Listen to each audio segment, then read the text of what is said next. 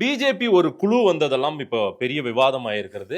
CM இன்னைக்கு காலையில ராமநாதபுரத்துல பேசும்போது, நீங்க வந்து மணிப்பூருக்கு போனீங்களா? அல்லது அத்ராஸ், கும்பமேளா இந்த மாதிரி பல பிரச்சனைகள் நடந்திருக்கு. அன்னைக்கெல்லாம் பிஜேபி குழு போட்டிருக்கா? ஏதோ தமிழ்நாட்டு மேல அக்கறை இருக்க மாதிரி இன்னைக்கு ஒரு குழு போட்டு இங்க வந்திருக்கீங்களே அப்படின்னு சந்தேகத்தில் இருப்பாங்க. இப்பவுமே பிஜேபி தான் விஜயை பாதுகாக்குது அப்படின்னு திருமாவளவன் சொல்றாரு. கரூர் சம்பவத்தை ஒட்டி இன்னைக்கு அவங்களுக்கு ஏற்பட்டிருக்கிற அந்த பின்னடைவு ஒரு ஒரு சரிவு ஒரு ஒரு சோகமான நிகழ்வு தான் அந்த கட்சிக்கு. அதுல இருந்து அவங்களை எப்படியாவது தன் பக்கம் வளைக்க பிஜேபி முயல்வதாக திருமாவளவன் வெளிப்படையாவே போட்டு உடைக்கிறாரு. ஒன்று, பிஜேபி அரசியல் ஆதாயம் தேட பார்க்குமா அப்படின்னா பார்க்கும், திருமாவளவன் அவர்களைப் போலவே.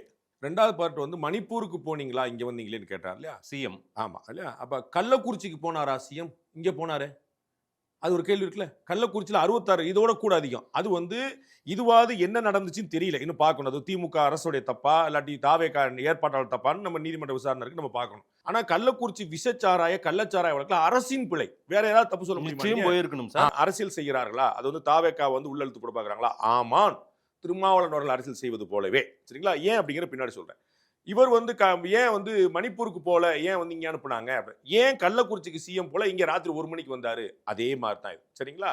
மூணாவது, இதுல ஜாமீன் கேட்கறதுக்கு யார் தப்பு அப்படின்னா 2 பேர் மேலயுமே தப்பு இருக்கு. தமிழக அரசும் இதுல பதில் சொல்ல வேண்டியிருக்குது, தாவேகாவும் இதுல பதில் சொல்ல வேண்டியிருக்கு.